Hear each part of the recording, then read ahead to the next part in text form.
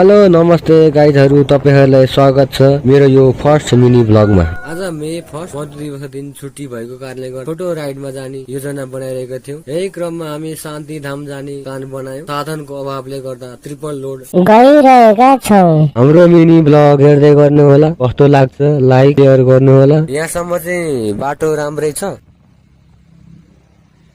अलि माथि गएपछि चाहिँ पुरै खतम छ। शान्ति धाम सम्मैको बाटो एकदमै खतम छ, पुरै अफ रोड हो। फाइनली हामी शान्ति धाम आइपुग्यौं। बाटो ढलान भइरहेको रहेछ। बाटो ढलान गर्ने क्रममा बाटो बन्द भए तापनि हामी ओर्लेर हिँडेर भए पनि माथिसम्म पुग्ने जमर्को गरिरहेका छौं। यस्तो बाटो अप्ठ्यारो बाटो हामी अहिले ओर्लेर हिँडिरहेका छौं। बनाइरहेको अवस्था के भेट्नु पर्यो त यार, घोडा हेर्नु पर्यो।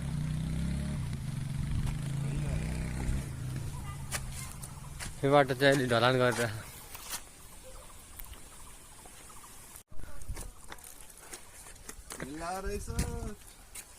गाह्रो। फ्ल्याट लुगा जुत्ता लाँदा ठिक हो नि।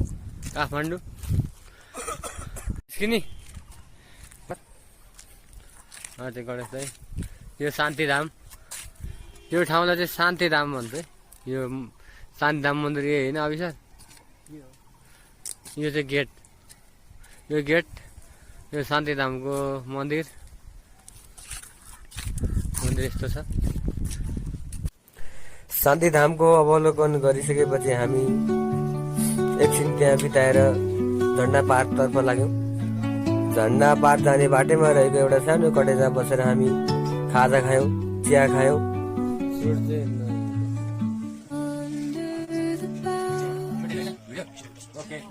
हामी चाहिँ शान्तिधाममा छौँ अहिले।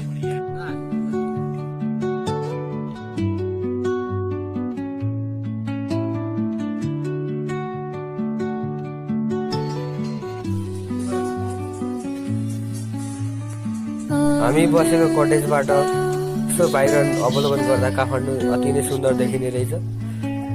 पानी परेको मौसम भएर होला काठमाडौँ यति नै सुन्दर देखिन्छ। झण्डा पारमा रहेको कटेजमा खाजा चिया खाइसकेपछि हामी फर्क्यौं। फर्किँदाखेरि पनि काठमाडौँ अति नै सुन्दर देखेको थियो, बाटो रमणीय बाटो थियो। आजलाई हाम्रो यो ब्लग मिनी ब्लग यति नै। फेरि पनि अर्को मिनी ब्लग लिएर हामी आउने नै छौँ, म आउने नै छु।